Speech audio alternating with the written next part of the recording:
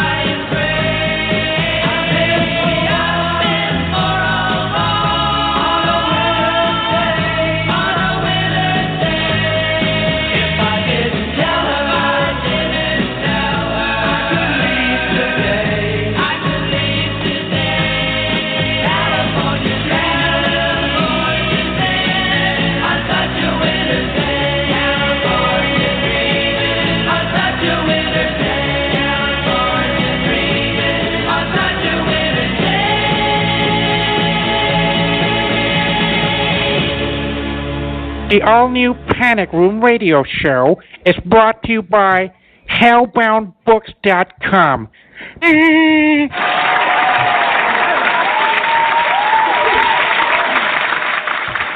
Oh, good evening, listener. It is, this is exciting, really. Episode 99 of the new Panic Room, and that means it is Thursday, more than likely, at 9:30 Central Time. And yes, it's been... So I thought I'd play that. Not a very summery song, but then again, we've not had very summery weather here in Texas this week. It's rained pretty much all week. So it's been grim, you know.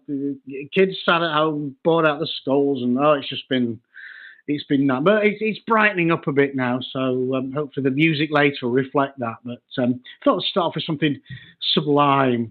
So anyway, speaking of sublime things, without further ado. I was waiting for my banjos.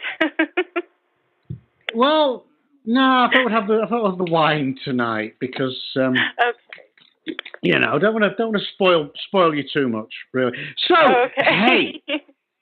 hey, bit of a first for me. I've got a few things I wanted. I've made notes, and I never prepared shit for the show, as you well know. But a couple of things. Guess you'd never guess. Have a guess. Anybody who follows me on Facebook, I actually received at the grand old age of sort of late 40s, I think like 4013. I received my very first dick pic this week. Woo, you have arrived. No word of a lie.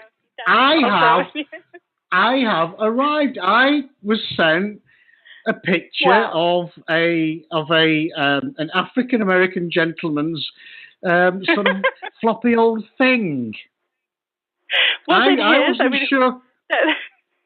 Well, I don't know. How would I know? I don't know. Well, I'm assuming it could be any. But I mean, to be honest with you, I think the insulting thing was really for me was it was still floppy. Oh God! He couldn't be bothered. He could not. I'll send Jim a pick of my knob.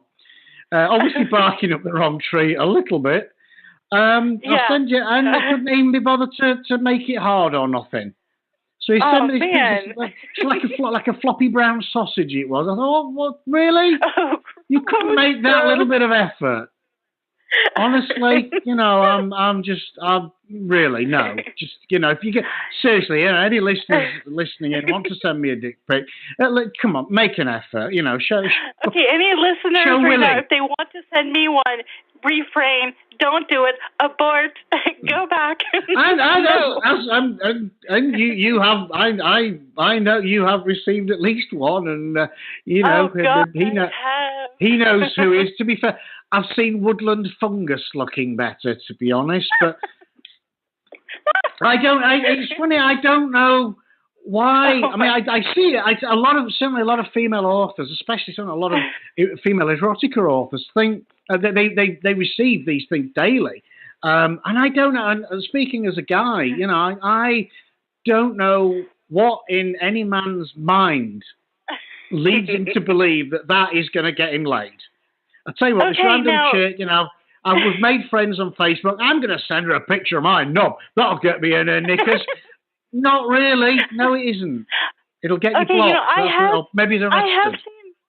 I have seen a couple of pictures that, while I was going, hey, that's not bad looking there, I was still, I don't even know where I was going with that. But you've got really to think, though, you've got to. There's a Venn diagram somewhere. They've got guys who send dick pictures and magnificent dicks, yeah? And obviously I include myself in that one. And then you've got the bit in the middle that really is empty, because the kind of guys who send dick pictures do not have magnificent members. They're the guys who have the little shriveled, like little old man acorn knobs, or so they're maybe really crooked or something. maybe the really the nice one. They just cut and paste them from Pornhub or something, No, there was a face. One of them actually had the nerve to send me pictures with his face in them. I mean, like a whole body shot. And I'm thinking, I could freaking tag you on Facebook and your wife, seriously. But I wouldn't. Some people are just stupid. I think that's the thing. And that brings me to my next point, was Melania Trump, or as her living husband calls Melanie. It's early. Wait, it's early in the night, and you're doing the robot thing already. It's way too early. Is this the night we're going to have? Yeah, seriously. It's one of those. It is one of those. I'll tell you, you talk. I'm going to turn myself off a bit. He tells me to keep talking. Oh, my goodness. And I don't have anything to say. So, let's see. And I'm not going to keep going on about it. Okay. Come on, I'm with you.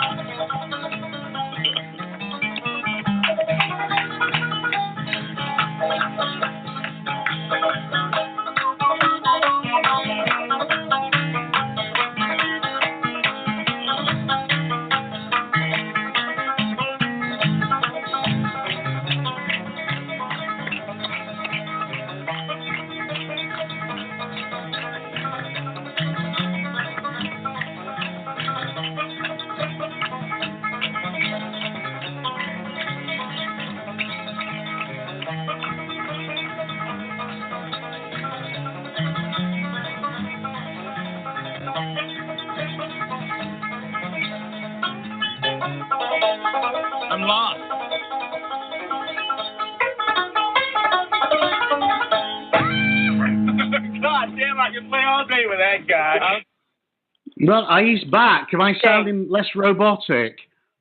You are, thank you. And the night was not, I know that he usually waits until we usually do that special effect at the end. But anyway, I was saying, speaking of stupid people, it's all over the news.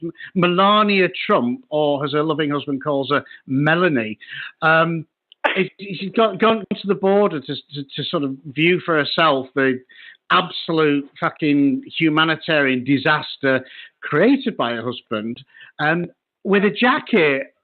Designer jacket upon which is written on the back, "I don't care, do you?"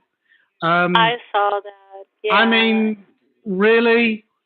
Seriously? And there are people that are arguing that it was Photoshop, but it's not. That really is her jacket. And then people are arguing that maybe she's just that stupid, and I don't believe that either. I really don't. Well, I mean, everybody, you've all seen the when people are defending her, she's got degrees, she can speak, 7 languages, she's this, she's that. She's clearly not that bright. She's not either that, or somebody in her wardrobe department thought, I know, let's play a prank on Melania, Melanie. Let's play a prank on little Mel, and we'll dress her. They dress her, put a jacket on, and she maybe didn't even see the back of that. And somebody's done that. No, you used to put kick me on the fat kid's back at school, that sort of thing. So maybe it's that. No, I don't believe that. I mean, what are these people thinking? Seriously. I mean, it is, but this is what you get, people. They say a country gets the government it deserves. So there you go. You go. Read it and weep. Yeah, it's all over. I've seen it a bunch of times, and I just don't understand the people who are, going on and on about it was photoshopped, it's not real, and because even some of the tweets that I'm seeing are, people saying, oh, she didn't realize or she didn't mean like that, and let's focus on her wardrobe. So obviously it's not photoshopped, it was real, I don't know. I mean, to be fair, the next thing, what she needs to do to balance it out, next time she's out with Donald, if she's ever seen with Donald again, is somebody needs to dress her in a T-shirt that says, I'm with this fat bastard. That would be funny. I'm with stupid. Or they could do just sort of matching T-shirts, Dumb and Dumber. That would be brilliant. That would be brilliant. There's your challenge, Trumps. There you go. There you go. I mean, and everybody said, oh, he signed an order preventing, the separation of children from their parents at the border and that. And everybody, all his supporters, what a great humanitarian. He caused it in the first place. It's like setting fire to somebody's house and then putting the fire out and getting a medal for it. Well, no, don't set fire to the house to start with, really. But Anywho, so technical difficulties not with. It's been one of them nights. First we didn't start, and then all that happened, and so hopefully we're over that now. That's it. That's all the crap's done. Hey, so I heard that the applause, though. I heard the applause before you came on. There was no applause for me. How come I don't get applause? I'm working on that. You just want you got the banjo. You got a special bonus banjo. So I wasn't going to play that this week. So be happy. So hey, Xtina, do tell. What's coming up on the show this evening? We have horror authors Mark Deloy and Eddie Generous. Woo! Yeah, woo. You don't have to do the cheers. We have an effect for that. You don't have to do it. I wanted to do the woo. There you go. Woo. Are you happy now? So, hey. We have author of Southern House, which is to be released on Friday the 29th of whatever month this is. What month are we? Are we in July? No, it's June, isn't it, still? It is June. Yes. A week tomorrow, although it is available for pre-order on Kindle and paperback on the Hellbound Books website, which we will give the URL out later. So I think we should get Mark on, don't you? I do. Or not? I mean, it's up to you. This is your choice. You can make this godlike decision. Okay, let's get Mark on.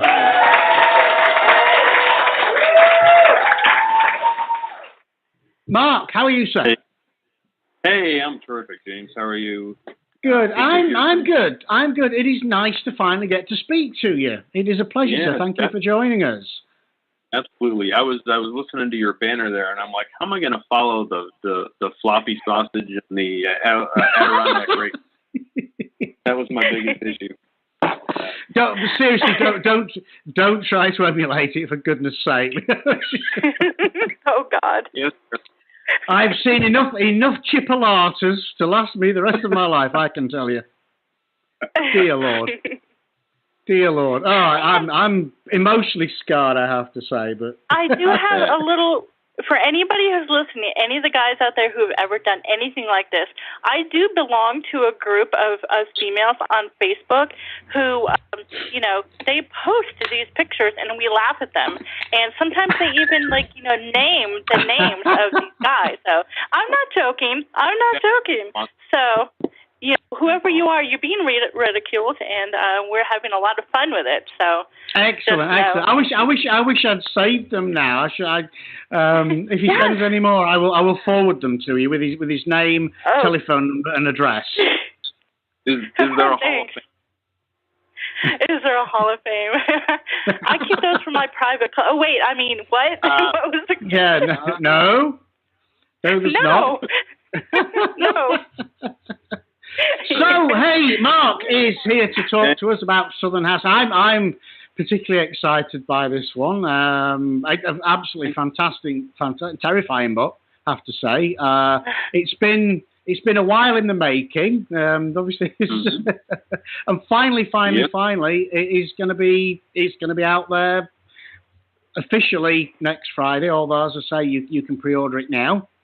Congratulations, sir. And I mean, the floor is yours. Tell us a bit more about it. Terrific. So the Southern House takes place in Middle Tennessee, and it's really the story of a gentleman by the name of Hickory Grimble. And he's kind of struggling with a little bit of drug addiction, and his grandmother just died. And he's also going through a kind of an estranged relationship with his wife. So he decides to make a new start and move in to his grandparents' house. And then very, very strange, weird things start happening. He starts seeing strange animals that don't belong anywhere in Middle Tennessee. He starts seeing a house that is never in the same place twice, out in the woods. Keeps moving. So. Oh, wow. Yeah, a lot going on in the story, and it's just one of those stories that I love to write about Middle Tennessee, down home, just the culture and the people and the attitudes towards the paranormal. Best place in the world to write. Okay, now this book is put out. Hellbound. We're putting this book out, James. How come I don't know about this book? Because you never pay attention, Xtina, that's why. I pay attention. I write things down. I do. You just said, are you writing this down? And I said yes, and I think I was. It's been on our coming soon section since, I think, October last year. So, read the website, Xtina. Read the website. I will do that. Okay, and now Middle Tennessee, do you have a town that you set this in? I ask because I'm in Middle Tennessee. That's where I'm. Yeah. So that's kind of cool. Centerville, Tennessee, which is kind of southwest. Yeah. Okay. If I had a map and you said where's southwest, I would have no idea. Where? Yeah. Give me left and right, no up and down, even. You know what I mean? But nothing like south and west and east. I can't do those things. So Oh dear Lord. What? Oh dear me. I despair. So there's a lot of ghost stories and different paranormal stories and interdimensional things that happen. You've probably heard of the Bell Witch. I have, yeah. Tennessee. Yep. So there's a lot of really, really strange things that go on down here. And the story of the Southern House takes place on the land that I deer hunt on every year with my father-in-law. And as we've gone out there, we've been out there probably about 5 years now hunting out there. And we've seen some really strange things out there, strange lights in the woods that don't belong out there, different animals that we couldn't identify, and we've both been out in the woods all our lives. So just some really strange things. So as those things had started happening in the woods, I started kind of taking note, and I thought it would make a terrific basis for a novel. One thing that's not in the book, but one thing that we experienced several times, there's no church anywhere near this land. And we would hear gospel music at like 5 o'clock in the morning, just as it was getting light. Had no idea where it was coming from, and several people have heard it on this land. So very strange. Oh, wow. Wow. That's really cool, though. Wow. That's creepy. That is creepy as heck. Yeah. There was some horror movie, and I can't remember what it was, but you would hear like the strands of like Amazing Grace, and and even though it's like, you know, a really nice hymn and everything, when it's set to like a creepy, scary movie, it was just scary. Mm-hmm. Yeah. It really was. It was just scary. I mean, I've mentioned the movie several times on the show. A great indie movie called Yellow Brick Road, and they play sort of in the back when the people, again, I don't want to spoil the movie, but they play some of the old timey, you know, the old, you know, the sound the old phonographs used to put out, that the old musical sort of. Yeah, and they play that in the background, and it is so creepy. I mean, it really just eats into your mind and your soul, and again, I would wholeheartedly recommend that movie. But again, you know, the use of music in movies, it can make or break a good horror film. Mm-hmm. Absolutely. Yeah. So, Mark, I want to hear more. Do you have a reading for us? Sure do. Yep. What I'm going to read for you kind of set up the scene. This is the last half of the prologue. So these are the events where the villain of the story, Mr. Schiff, shows up for the first time. And the events that takes place in this part that I'm reading are going to kind of set in motion the cycle of events that happen in the rest of the book. So this will kind of give you an idea of what we're dealing with as far as Mr. Schiff. All right? Okay, it's all yours. All right. The front door rattled softly in the kitchen as if someone was testing it to see if it was locked. Ellen uttered a soft cry and pulled her legs up in the chair, trying to make herself both smaller and less visible. She listened, straining to hear anything. A soft scratching sound came from the kitchen like metal on glass. Mustering every ounce of courage she had, Ellen slowly lowered her feet to the floor, opened the end table drawer, and took out the small flashlight she kept there. The scratching continued as she walked hesitantly toward the darkened room. When she reached the kitchen doorway, she peered around the corner. The sound was coming from the big bay window set over the kitchen table. So she turned the flashlight on and shined it directly at the window. A face moved close to the glass and glared in at her from the darkness. It was covered in a white membrane of some sort. She could see human features beneath the maggoty white skin, but no more than that. Ellen started to whimper, unable to move. Her heart was now hammering in her chest, and she started to hyperventilate. Her hand, not holding the light, came up and covered her mouth. She felt herself shiver involuntarily. She knew she had to move, to run, to flee upstairs in the dark and get her husband's gun safe open. But all she could do was stare at the sallow white face looking in at her. The masked head turned one side, then the other, like a dog trying to understand a master's command. Then its forehead bumped slightly into the glass, and its flesh rippled unnaturally like a disturbed pond. A hand with the same maggoty-like pallor as the face slid up the window. Yellow fingernails, ragged and broken, began to scratch against the glass, making only the slightest sound. Ellen's mind refused to accept what she was seeing. She told herself it was a man with a latex mask like in the movies, covering his face so she wouldn't be able to identify him. As that rational thought was still in her mind, the face began to crack open along the edges, revealing a black void. The line spread until it had worked its way across the lower part of the face like a slow-moving crack in a windshield. Then it split apart, opening wider than any human mouth ever could. hundreds of needle-like teeth pressed against the glass as if trying to chew through it. A tongue slid out like a vicious gray slug, leaving a trail of ichor on the window. Ellen began to scream. She felt a sudden tightness in her chest and back, rising into her neck like a fountain of pain. Both her arms began to ache, then cramp as she dropped the flashlight. It went spinning across the floor. Her breath hitched. She sobbed and felt her bladder let go. Her neck tightened, and she clenched her jaw as her teeth clacked together. She reached for the wall and missed, hitting her shoulder and the side of her face on the doorway, and then slid to her knees. She knew she was having a heart attack. The terror of dying now replaced the fear of the creature outside.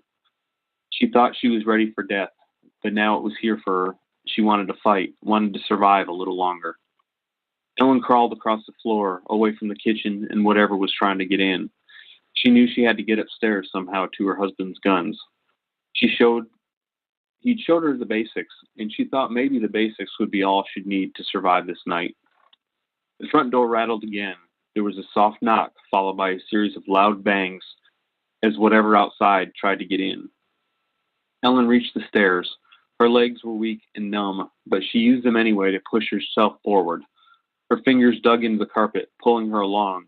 She felt a fingernail snap off, adding to the symphony of pain already assaulting her body. She was sweating profusely now. It trickled into her eyes, stinging them and making her vision blurry. She felt an inrush of air on her back and bare legs, and heard the front door hit the counter as it flew open behind her. Ellen began to cry. She pushed herself over onto her back and then sat on the second stair and leaned back. She was so tired. The pain in her chest and arms was immense, blocking out everything except the nightmare floating across the kitchen towards her. The flashlight had settled so it pointed in the thing's direction.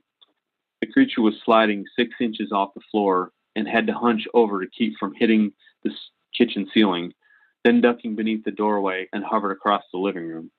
Its feet were wrapped in some sort of fabric, and its shrouds spread out behind it like membranous gray wings. It reached Helen, and with its long spider-like hands, they clutched the air. Its bones crackled like popping corn. Insects crawled over the desiccated flesh of the creature's forearms, but then retreated back into the cloak when the light hit them. The demon's tooth-filled head slowly came fully unhinged like a snake. It was as if he planned to swallow her whole. But something told Ellen there was a reason the creature had so many teeth. It planned to chew her up, and she would feel every grinding, puncturing wound as he devoured her one mouthful at a time. Ellen's vision began to darken, but then the flashlight became vivid and crystal clear. She no longer felt any fear. It was replaced with soft warmth which spread through her whole body. She was blanketed with a feeling of total peace, even as the most terrifying thing she'd ever seen in her long life came for her. Death delivered Ellen Grimble into God's hands just before the ancient creature reached her. It was a reprieve God wouldn't grant so easily to the others in Centerville, Tennessee that summer. Awesome stuff. Yeah, well done. Beautifully read. Wow. Beautifully read. I was picturing that, and yeah, horrible. I'm creeped out now. Thanks. It's starting to thunder and lightning here, and now I'm. Oh awesome. Demon thing. Well, thanks. as it says on the strapline on the website, move over Slenderman. There's a whole new reason to be afraid of the dark. To be fair, this makes Slenderman look like something Donald Trump had grabbed, to be honest with you. Well, that's great. This is some seriously scary shit, and the way you paint the picture of the thing, Mr. Shift, is the demon, all the, is just. I was there. I was seeing it, and I probably won't sleep too well tonight. So thanks a lot, Mark. Sure, no problem. That's what I you bastard. Thank you. Vivid scenes that you can picture in your head that work kind of like an auto movie inside your head. So that's the type of writing I try to go for. You could see it as a movie, definitely. I mean, yeah. And it would be a lot better than most. Certainly, like most of the Blumhouse fare that has churned out these. In fact, funnily enough, just off at a tangent. So I've been me and my daughter have been watching the Omen, the original, the 1976 Omen. And I tell you something, it still stands up and it outshines the majority of anything that has come out in the past 10, 20 years. I mean, it is such an awesome film, so incredibly well done. Although my daughter did fall asleep in it, but that's well, I think the big difference between now and the movies back then is that it was your imagination that did most of the work. You know, now they feed you, they spoon feed you everything, and it's not as scary anymore. I like the build up and the creepiness way better than the blood and guts and now I'm a sucker for a good jump scare. Well, these days they either go for the blood and guts, the torture porn, you saw that sort of thing, or they go for the PG-13. I mean, Blumhouse is a big offender, and it's so watered down. There's jump scares and what have you. It's very. I mean, it's only really in the indie, and I can see Southern House being a brilliant independent movie. In fact, actually, there's a great indie filmmaker I met a while ago, and I think we may send him a copy of the book actually. True. That'd be great. Because they're not afraid to show a nipple or two for a start, and they're not afraid to do something different. It doesn't have to be Ed and Lorraine Warren sort of jump scare, happy ending, Exorcist, the end, and finish off in the little museum they've got. They're happy to do something a bit. They're happy to assume their audience has a modicum of intelligence, and I like that. I do like that. Your mainstream movies are so formulaic, and they're insulting, some of them, because they just assume that you're as thick as picture. Or, sorry, not as thick as picture. We're now changing the phrase as thick as Melania Trump. So the phrase is now as thick as Melania. Mm-hmm. No, I'm not going to let that one go. Not going to let that one go, ever. No, of course. So, Mark, I mean, obviously with the likes of, a lot of these urban myths, Slenderman being, obviously, because there is a movie, I think, out later this year with Slenderman. Yes. I mean, what was your main inspiration for Mr. Shift? Mr. Shift actually came from an idea that I had where, about interdimensional creatures, more like the Mothman and maybe Bigfoot than, because I think that there are thin places, and that's a lot about what this book is about. Thin places between dimensions. You can use the upside down in Stranger Things. There's been several examples of it. The Bell Witch has a lot to do with that. And I think that creatures come through these thin places, and a lot of times we don't see them and don't notice them. And I think sometimes you get strange animals, but as far as the actual thinking beings, I think Mothman is one. I think Mr. Shift definitely be one. It's just intelligent life that kind of trickles in across the veil and invades our world and tragically changes. I mean, it is obviously very sort of verging on Lovecraftian. One of the things I really love about Lovecraft's work is that he builds this. He's built this world. I'm not going to say imagine. He's built this world in which, like you say, that there is this parallel world just bubbling. I mean, I've touched on it myself on a couple of my stories, that it's just bubbling away just behind the thin facade of what we know. And like you say, every now and then it just leaks through a little bit, or some people leak through the other way. And I love that. Just that the whole parallel universe, parallel world sort of idea. It's just. Yeah, I mean, it's limitless, as a creative, as a writer. Right. Yep. You can make anything up. You can parallel universe, whip thing up. Yeah, I've dabbled in quite a bit, and this is more of a full blown foray into that world, and I give explanations of what I think it is and what it could be. So it doesn't kind of leave you hanging like a lot of the stories do, as in kind of what if. I'll tell you what's going on. So you'll definitely find out by the end of the book about, what I think dimensional creatures are. So. Yeah, brilliant. Again, it's something Lovecraft. I remember watching the movie From Beyond, which is a brilliant. I think it was Jeffrey Combs was in it, obviously, you know. But again, that was that idea where he grew his pineal gland and he could see into the world beyond, and it was just the slithering, greasy things that lived in there, you know, and just the thought that that's there. I guess, I mean, that's part of, the childhood fear of what's under the bed, you know, that I suppose is the embodiment of that other world. You know, you're fast asleep, all snuggled up on top, and you've got that space. Why? I'm sure they make beds with space under them just to terrify children, because there's no need for it, people. No.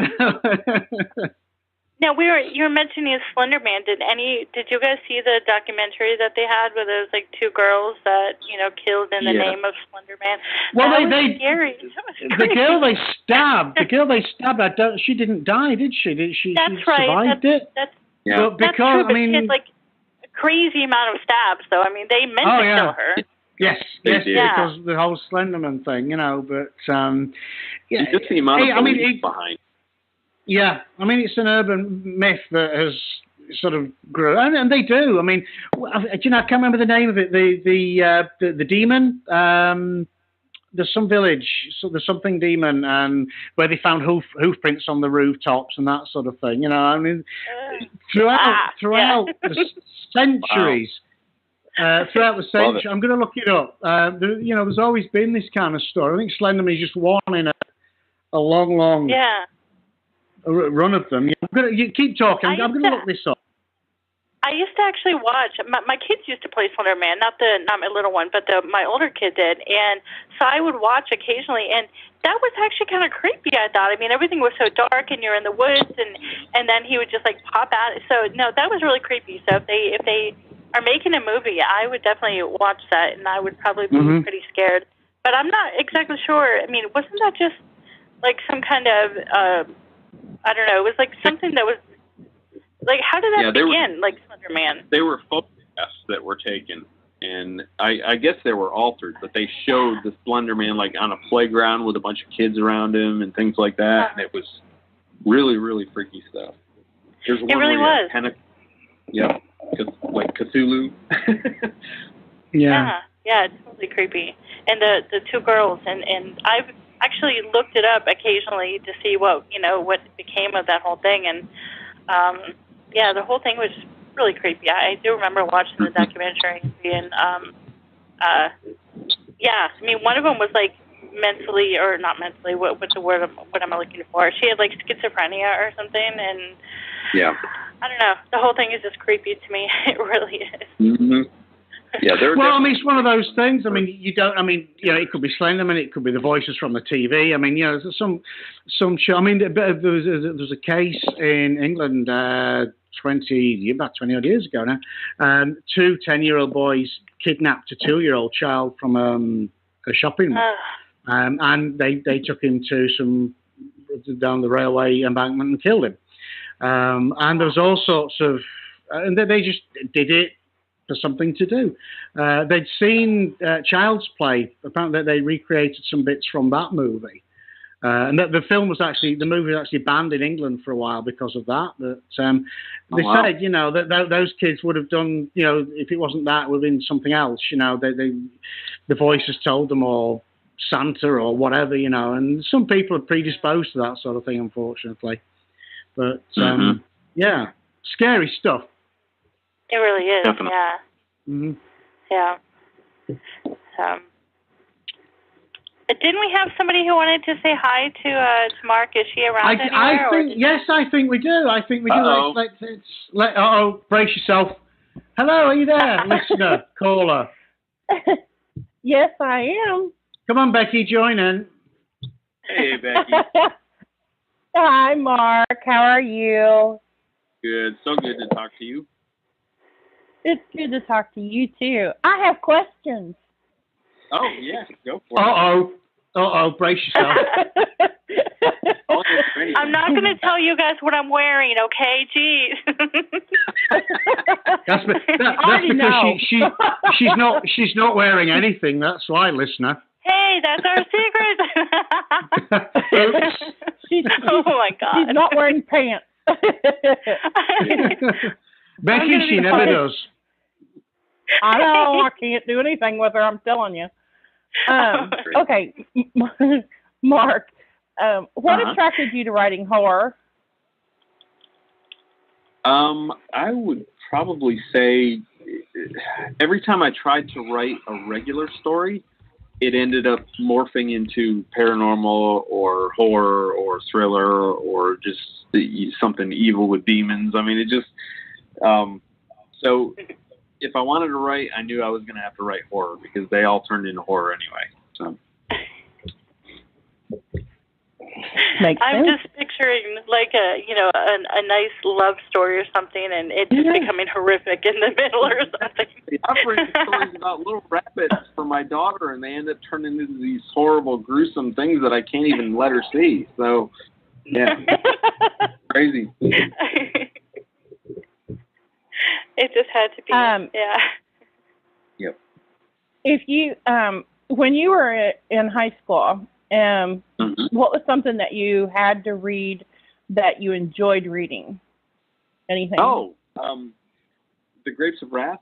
I had an English teacher that would make us read, didn't matter what it was, it had to be a novel, but he would make us read 50 pages a night. And for kids in high school, I mean, you got other stuff going on, but, that was the thing. You had to write 50 pages and that was our homework every night. So I figured, well, I'm just going to choose a nice, great big book. So I started looking around, and I found Steinbeck's The Grapes of Wrath and started reading it. And I mean, it's just genius writing. The characters are amazing. It's just something that I read, and it stuck with me all these years. And the writing, it just goes to show that good writing is timeless. There's novels out there that were written, years and years ago that are still relevant today. But yeah, that was one that I started reading. I didn't think I would enjoy it, and I just got totally sucked into it. It's a non-horror, but Right. Yeah, it's a good book though. If you could meet any person, living or dead, who would it be and why? I'd probably have to say Stephen King. He's always been a huge inspiration. I know, a lot of people kind of get away from that formulaic writing that he does, and the long stories, but he's where I started in horror. So him and Dean Koontz was the first books that I checked out of the library that were horror that were him, and it just kind of defined my style. I love storytelling. I love getting out there and putting good characters out there, that guiding them along the way or having them guide me. It goes. So yeah, I would say Stephen King. Cool. And my last question is, what are you afraid of? Ooh, I like that one. This is going to be a really funny answer because I was just talking about this to somebody the other day, but I am terrified of water slides. Aww. Really? I will ride roller coasters all day. I'll ride any other ride in the amusement park. You put me on a water slide where I'm going down a tube with nothing to hold on to, no control whatsoever, scares the living shit out of me. Yeah, I'm right there with you. I have a fear of water anyway, and like you say, just the lack of control in water. I can go down a slide, you put water on it, no way, not happening.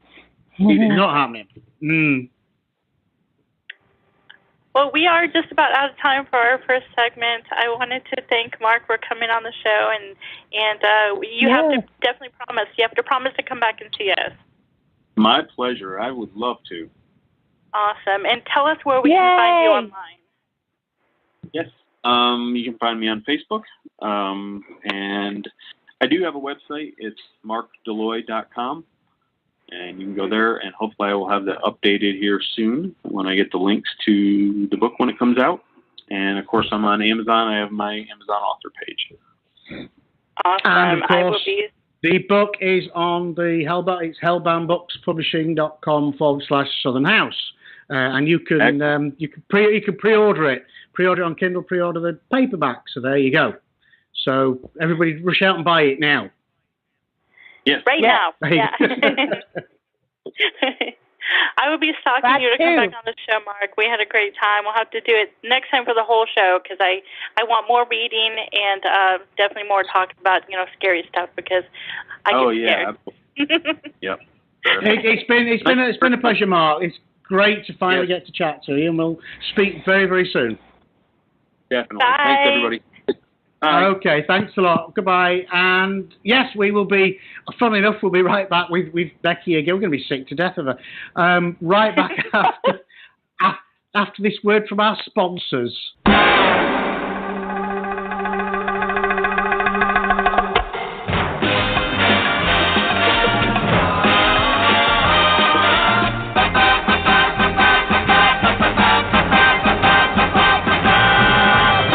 Panic Room Radio Show is sponsored by Hellbound Books, purveyors of all manner of dark fiction. You can find the publisher along with links to all their available works across platforms at hellboundbookspublishing.com. Hellbound Books is proud to be the first in the indie publishing business with their very own app on both Google Play and the App Store. In the mood for something steamy to read, check out new erotica author Jennifer Lynn's website at jenniferlynnerotica.com. You can find James at his website, www.jameslongmore.com, and Xtina has an author page found on the Hellbound website. Don't forget to follow the Panic Room Radio Show on social media. Our Facebook page, Unofficial The Panic Room Radio Show, Twitter at Panic Room Radio, our YouTube channel, The New Panic Room Radio Show, and come visit our website at www.panicroomradio.com.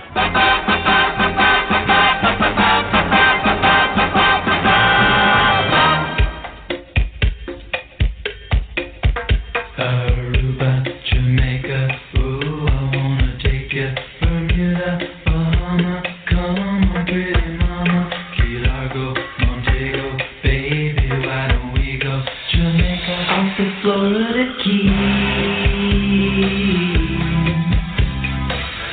There's a place called Kokomo, that's where you wanna go to get away from it all. Bodies in the sand, tropical drinks melting in your hand. We'll be falling in love to the rhythm of the steel drum band. Down in Kokomo, Jamaica, ooh, I wanna take you to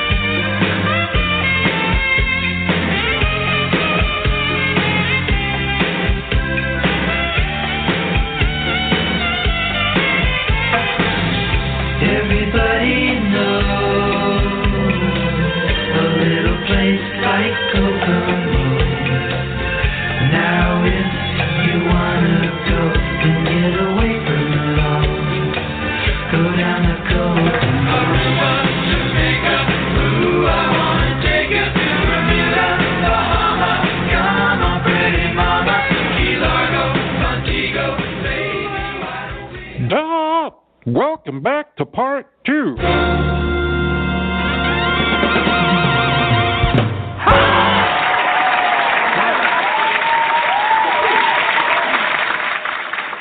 Well, I was singing along to that. I'm practicing for our karaoke show, so I'm glad it was muted. Otherwise, there'd be nobody left listening. So there you have it. There you have it. So, quick pop quiz for Xtina. What movie was that originally from?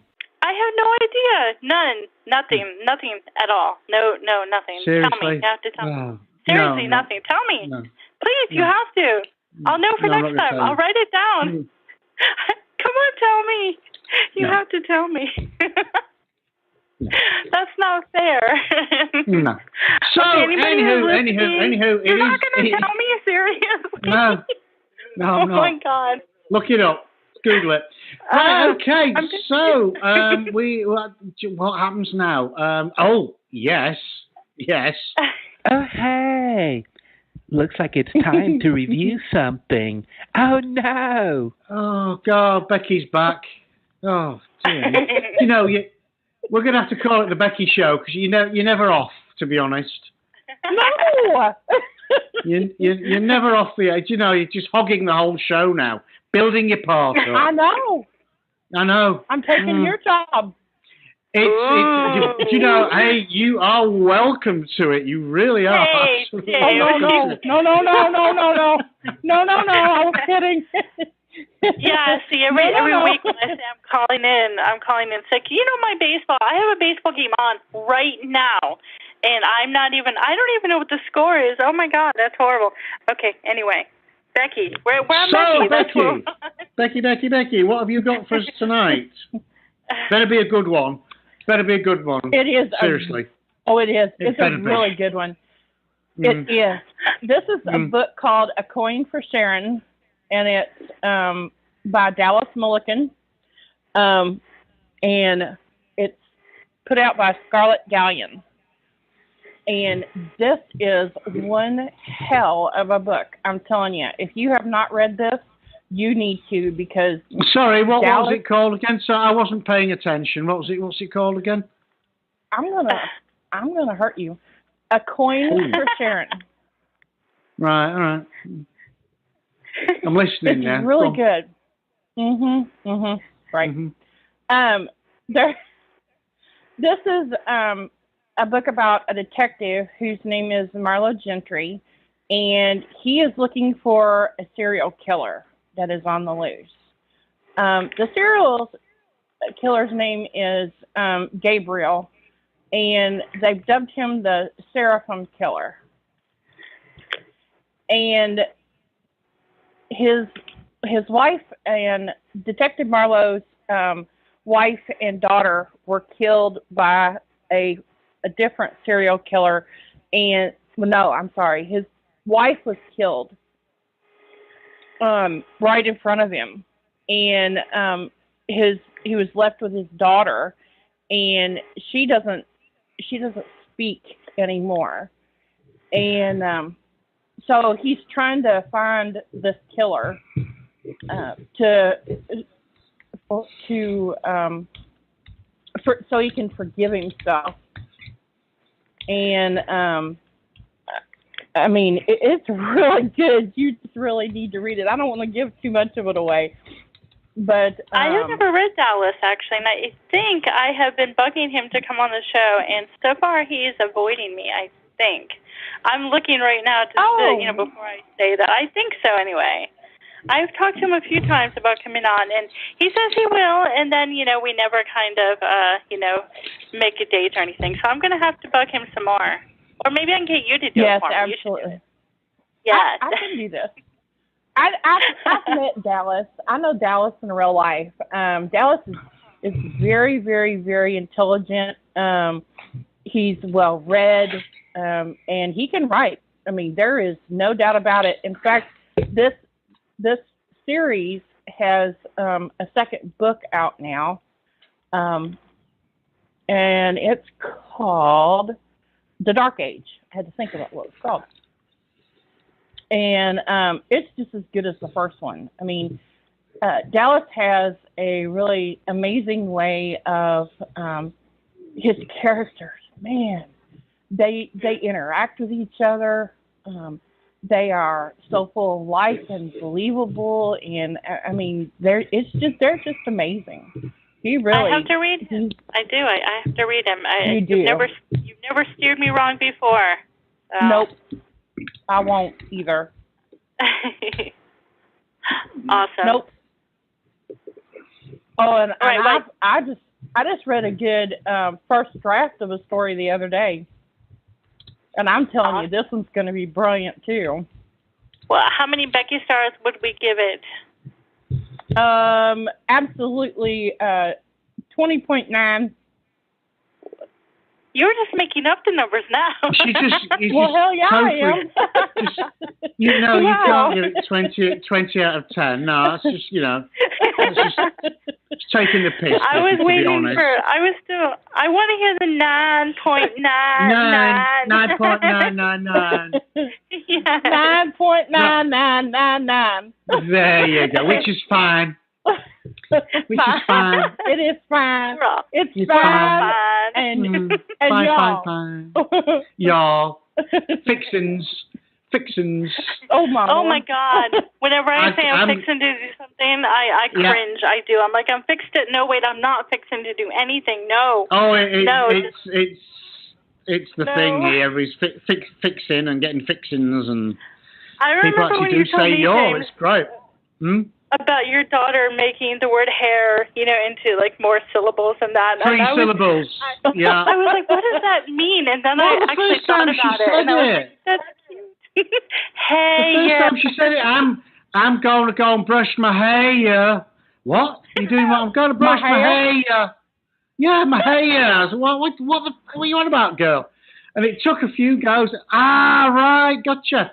But she's been here since she was 1, and she has got the accent. I mean, it's funny, we actually had a conversation because we're now at a point where she talks she always talking. So I do tune her out a little bit, and she talks so fast. But she's got the accent, so I don't always catch. So she gets a bit frustrated because I don't always catch. So you have to understand. We are talking almost different languages now. I'm pretty much broad Yorkshire. You have an Southern American accent, and it's we're going to struggle a little bit. Hey, but, it's summer now. When are we going to have Indie Corner back? I'll probably have her on. Probably have her on next week. I think we're going to have Indie Corner next week. I think for our 100th show, we will have Indie Corner. Yeah. Yeah. We even have a picture now and everything, with Indie Corner on it. So, yeah, I can't wait. Do we? We do, don't we? There you go. Yeah. There we go. And we'll have to get her to bring the ferret on as well. The ferret's pretty neat. So, if she's not sleeping, that thing sleeps more than Xtina. So, it's odds on it won't be awake. Exactly. I'll just curl up with the ferret and go to sleep. Well, apparently so. They sleep 18 hours a day. That's the ferret, not Xtina. They sleep 18 hours a day. Xtina's if you need me and the ferret, if you need me and the ferret, we'll be sleeping. Don't worry. We'll be sleeping. Mm-hmm. Yes, we will. So, Becky, thank you so much for joining us. It has been, hasn't it? It's been. It's been.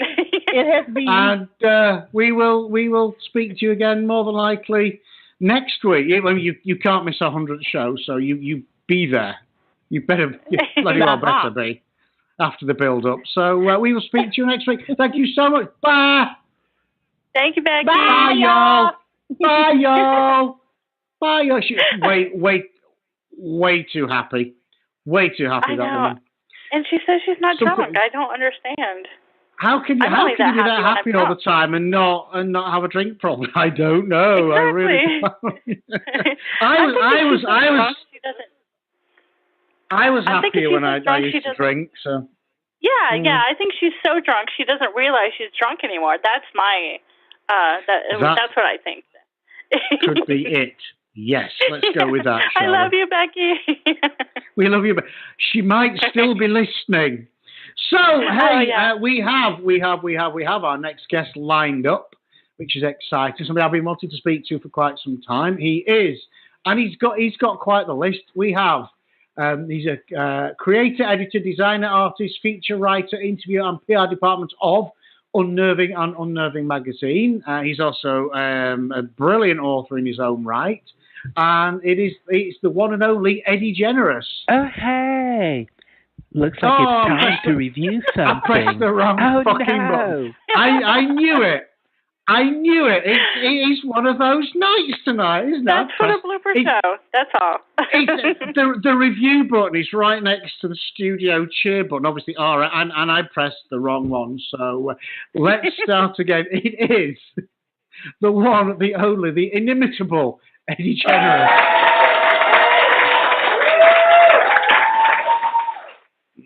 Hi, Eddie. How you doing? How smooth was that? We're having an evening. We're having an evening. And anything that maybe we should drink. Maybe that's it. If we've been drinking, it would have gone a bit smoother. But, between technical difficulties and that was totally my fault, that one. But thank you for joining us, Eddie. It's great to finally get to chat to you. Yeah, thanks for having me. I was just having technical difficulties of my own. I just had to give a blowjob to the sink pipe, try and get some gunk out.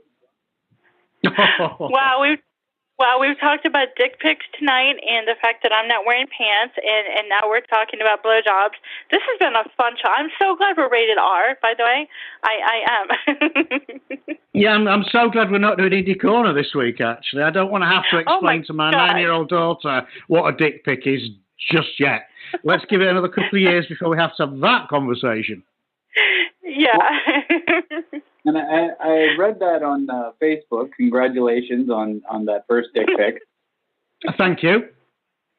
Thank you. I haven't got one yet, but it's a milestone. It is like passing your driving test and graduating from college, and getting your first. And it's taken a long time, but I'm there. I've made it.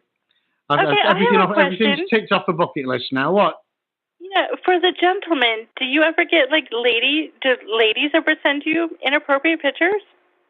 No. Do you ever get boob pics or anything? I've had a few, yeah. I've had a few in the past. I've had exactly 0. Aw. And what do you do, James? Do you congratulate them, or do you, good going, or that's a nice rack, or what do you do? I never know what to say.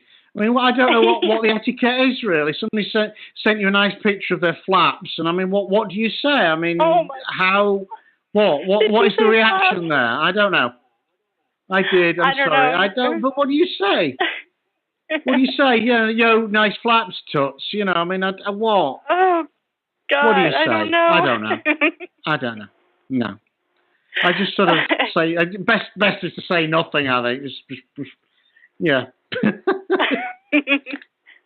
I suppose. Oh my gosh, I think my face is red. Oh, it's hot. It's definitely hot right now. Good. So hey, Eddie's here to talk about his book Dead is Dead, but Not Always, which was published by Hellbound Books a few weeks ago. A brilliant tagline, brilliant collection of 7 horror stories, each one more terrifying than the last. I'm going to have to read. I am reading this. This is described as simultaneously ominous, brooding, and viscerally horrifying, which I think sort of sums it up. So, Eddie, tell our listener a little bit more about it. Well, it's 7 stories that they came together because they didn't really fit a length that you can send stories out to magazines and things like that. They're just a bit too long for one thing and too short for another. And I always like these ones. So I eventually, when I saw your call there, Becky sent me over there to look. I saw the notice of collections and these novelettes screamed at me to be combined together and sent off your way. Mostly it's like Canadian things. lots of countryside and open spaces and farming and you know, all that regular Canadian stuff.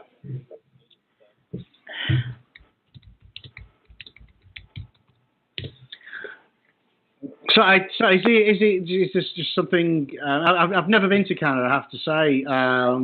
You know, is it the fact of all the wide open space? I mean, I guess that's kind of creepy all by itself. Yeah, the fact that there could be pretty much anything living out there that's not been discovered yet. It's not quite that barren. In most of it, I don't live in the Arctic. But I did put a story in this collection about the Arctic, and that was kind of the whole base of the story is going stir crazy, you know, being left alone. Oh yeah, I can imagine if you're an agoraphobic, it's probably not the place to be. Now, I was the story that sticks out to me with this collection was The Howl, the very first one. That story, they were in the. It didn't. I had no idea that it was Canada. I'm picturing, like the deep south or something like that, or maybe the mountains of Virginia or something like that. That was a very atmospheric story. I like that one a lot. That story is actually not Canada or the U.S. It's in my head. I'd written that about Iceland. I'd watched something that took place in Iceland. And I was like, I'll write a story about living in the mountains in Iceland. Yeah, I like that one. Well, I wanna hear more. Do you have an excerpt for us, a reading? Yeah, I can. I'll read a bit of the last story of it. It's my favorite of the bunch, and then somebody else told me it was their favorite. So I'll just read the beginning of it. It's called Over the Fields and Through the Woods. Okay. It's all yours. Yeah. Okay. There is no word that mutually describes sore, exhausted, and worried. Likewise with too young to know relentless stressors while simultaneously knowing them all too damn well. In the fields, the sun overhead worked at bubbling and peeling the skin from our necks, clanking heavy rocks into the loader bucket fitted on the front of the Minneapolis Moline tractor. We worked like boys on an invisible chain gang. The old tractor machine was once yellow, but sat in a state of flanking oranges and browns, rotten peach tones of oxidization and rust. Colors fading like our childhoods and displayed right before our eyes. The unyellowed paint wasn't alone. We'd been the color of Cheerios and became the color of tomatoes. I thought of Cheerios at the time, despite the fact that the off-brand rings that went to mush in seconds were all we ever got for breakfast. It was dirty work, field labor. A black rim of grime circled my mouth. I wiped and scratched at the gritty residue. Whenever I managed to get the cake dust ring wiped away, more dust landed and ate up all the moisture, solidifying like paint. A black ring on a boiled red canvas. I licked at my cruddy teeth and cracked lips, tasting all that our lives had become. My brother Jake and me, tossing rocks from the field into the loader bucket. We weren't born into this life, but it found us anyway. It was bad luck that put us on the farm. Hell, it was downright shitty luck. The kind you see on the news and part of you wants to disbelieve stuff like this ever happens to kids. Our mother died 2 years earlier from lung cancer. I found that out later in life. Back then, I only knew something had got her and ate her up from the inside out. There was no family left when she died, and we went into the foster system, home to home, trouble to trouble. Misfortune always finds some kids. It's magnetic or something. And that's it. That's all. That's the first 2 pages. And that's not fair. I want more. I mean, that was good, and you read it well, and keep going. I like that. Yeah, I like that. That's good. It's good. It's beautifully read, by the way, and I mean, incredibly well written. You know, paints a beautiful picture. I thought we said with Mark, who was on before. You know, these guys sort of paint such a vivid. It's just like watching a movie in your head, which is which is good. You know, so that's a sign of good writing, I guess. But I mean, Eddie, something I did want to ask you about was the Unnerving magazine. I mean, how on earth did you get involved in all of that? Well, one day I was looking around for places to send stories, and there weren't that many at the time. It was almost 2 years ago. It'd be 2 years in August, and I was looking around, and there was nowhere to send stuff, and places were closing down. And I was thinking that when I read these magazines, none of them ever have advertising, and in real life magazines, like big magazines and places that I've pitched in the past and worked on, they always advertising. The advertising department was bigger than any other department. So I started a magazine with the idea in mind, if I could, bring in the most $100 or so worth of advertising, I could make a magazine work. And then people wanted to read it, and more people were advertising in it, and then more people were reading it. So they kind of scratched each other's backs, and then I decided I liked making books, so I put out a call and got some good novellas, and then a couple collections, and I did an anthology, and that was the first year. And this year I've done pretty much one publication at least a month, and coming next month is the first two limited edition hardcovers, one being Philip Fracassi and the other being Michael Bailey. So hopefully those work well, because in comparison to everything else, they're quite a bit of overhead involved in doing hardcovers. Oh yeah. Oh, good luck with that. Good luck. When they're out, you must come back on the show and give them a good old plug. Definitely. Yeah, I'll just call in and yell for everybody to buy them. Yeah. Oh, hey. Yeah. No, let us know. We will hopefully promote for you. So, Eddie, I was wondering. I wanted to know if you wanted to do 11 questions with me. Just say yes. What is that? You don't have to think about it. Just say yes. Yeah. Okay. There you go. You said yes. He may right. Well, let's do the jingle. Let's do 11. You may live to regret this. Here we go. And now, 11 questions. No, let's not do that. That sounds awful. So off you go. It does not sound awful. What are you talking about? Okay, anyway, I just wanted to say I think it's funny how, for a whole year we had 11 questions that turned out to be just 10, and it was my, I could read them 1, 2, 3, 4, 5, 6, 7, 8, 9, and then nothing. And so anyway, and now we have 11 questions that happen to turn out to be 12 or so. So anyway, number 1, Eddie, what is the best or worst movie you ever saw? The best movie is probably my favorite movie is The Shining. Ooh. But I've seen a lot of bad movies.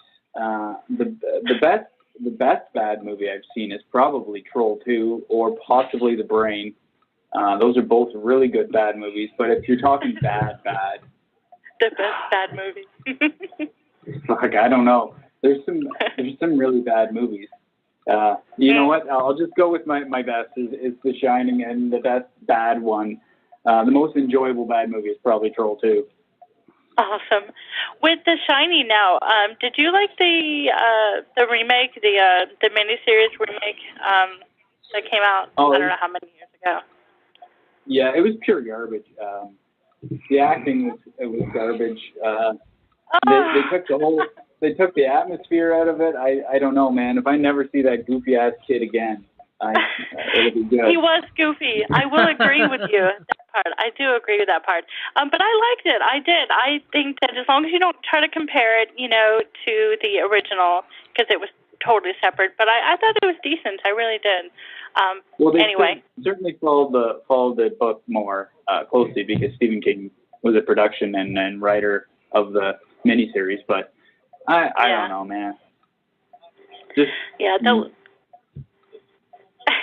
Okay, number 2.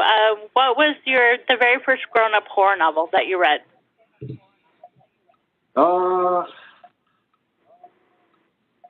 Funny, I didn't even read a horror novel until about 6 or 7 years ago, so I was an adult. It was either, depending on if you count it, Whispers by Dean Koontz or Thinner by Stephen King. Voices. One of those two. I don't remember which one I got first. I got them both from a guy on Kijiji for some stamps. I traded some collectible stamps for a box of books. Oh, I know how one of these questions are going to go at the end here. Okay, what is your favorite cuss word? My favorite word? Your favorite cuss word. Your favorite swear word, cuss word? Oh, cuss. Oh, fuck. I don't know. Fuck, I guess. Did he say, oh, fuck, James? I think he did. So that's your favorite cuss word. Okay. What would be the very worst way you can imagine yourself dying? Oh, shit. I don't know. Maybe drowning. Maybe. I don't like. I can't swim, and I don't. I live right on the ocean, but I would never go in it. That seems to be a definitely. We should poll people or something or keep track, because that is definitely up there. I think drowning is I think number one at the moment. Yeah. So far, yeah, I do too. What was your very first pet? Oh, we always had lots of cats growing up. I remember we had this one cat from when I was real little, called Lucky, but I don't remember much. I remember when she died, and my mom was all broken up about it, and she didn't want the cat, didn't want the dog digging up the cat if we buried her somewhere. So we got this idea that we'd put her in an old tire and fill the tire with gasoline and light it on fire. So there was nothing left of Lucky for the dog to get. It worked. There was no Lucky to bring to the doorstep or anything. So. Wow. Okay. Don't burn tires, people. It's bad for the environment. Yeah. That was in the 90s. Who is your biggest influence, either in writing or in life generally? Oh, definitely Stephen King. Yeah, it's not even close. Okay. If you were God for a day, what would you do?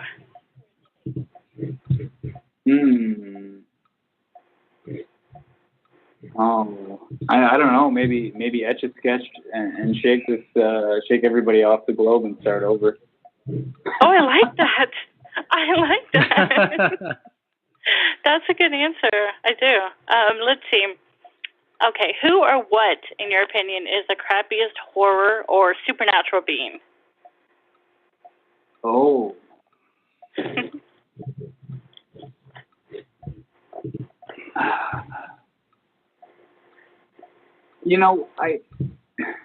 I guess if you went with classic monsters, the Mummy kind of sucks, right? It just walks around and moans, but also people don't cover that one as much. So maybe a magician. Magicians kind of suck because everything they need to do, they just automatically can do it, and it's good for you, buddy. I'm bored. That's a good answer. I like it. And this one, I have to admit, anytime we have any horror writer on, this question bugs me a little bit. If it were legal to, I get a little scared, I guess, of the answer. If it were legal to do so, would you eat human flesh? No, I don't think that's the real concern. If it's legal or not, I don't do lots of things that are legal. If it came down to human necessity, if I'm dying, okay, so it's like that movie Alive, where the rugby team gets trapped in the mountains and they got to eat each other to stay alive. I will eat all of everybody to stay alive.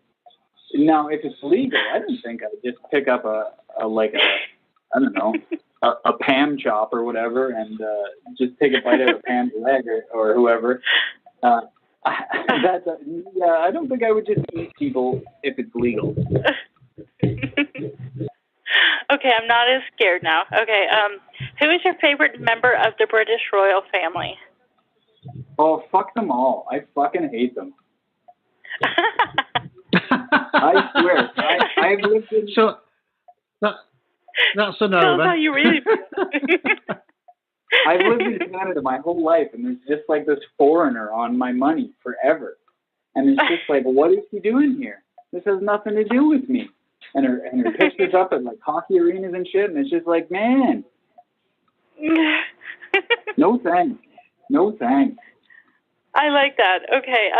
Which is your favorite franchise? Halloween, Friday the 13th, Elm Street, Hellraiser, or Saw? Oh, that's tough between Friday and Elm Street. Probably Friday, though.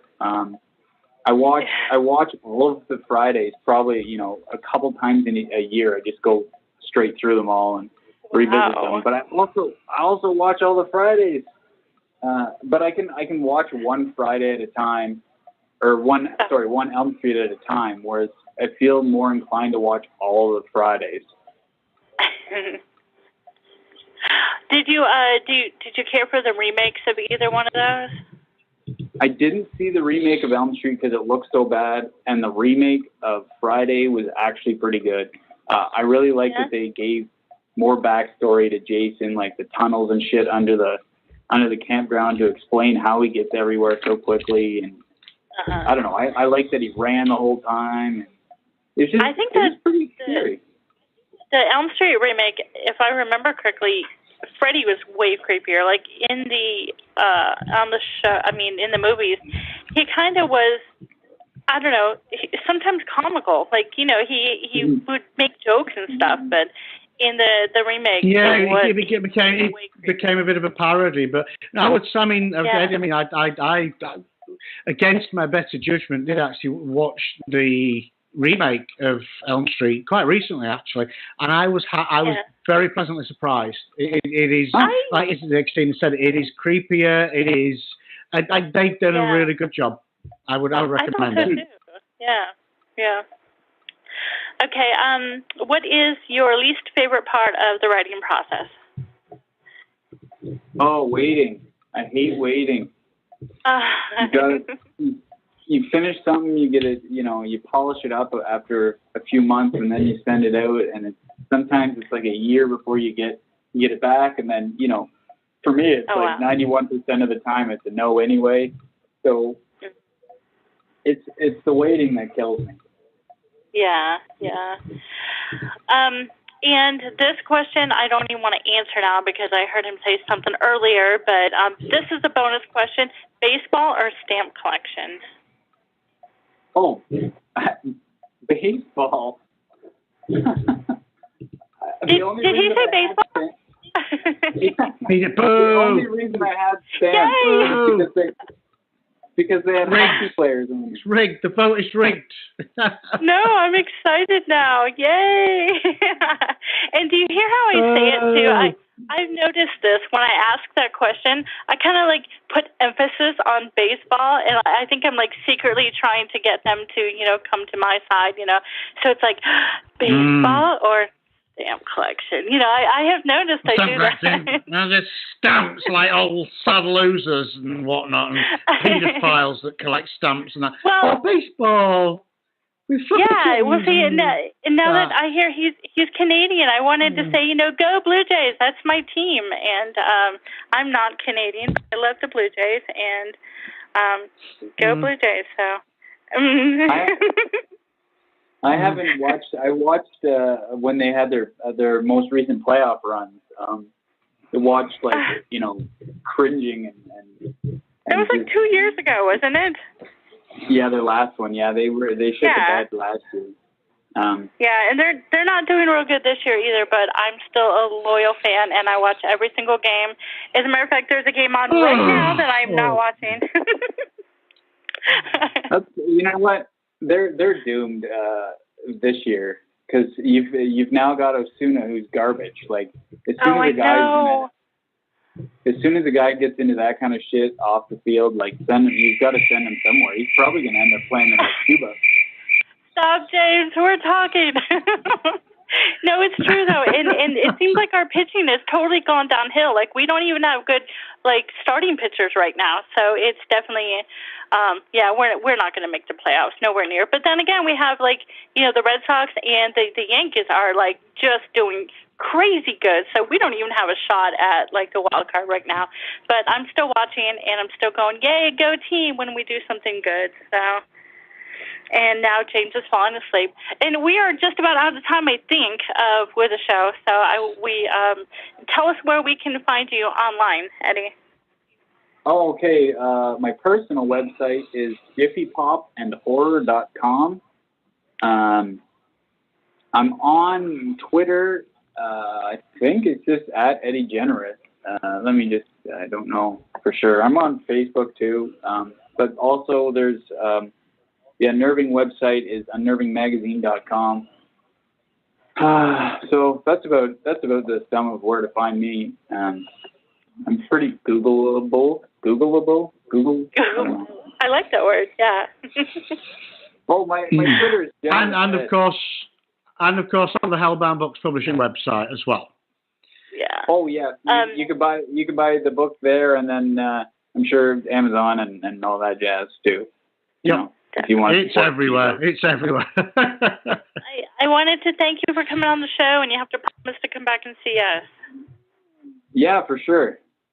Yay! Yeah, thank you. It's been an absolute pleasure, Eddie. Great to get to chat to you. Finally, after all this time, it's been fun.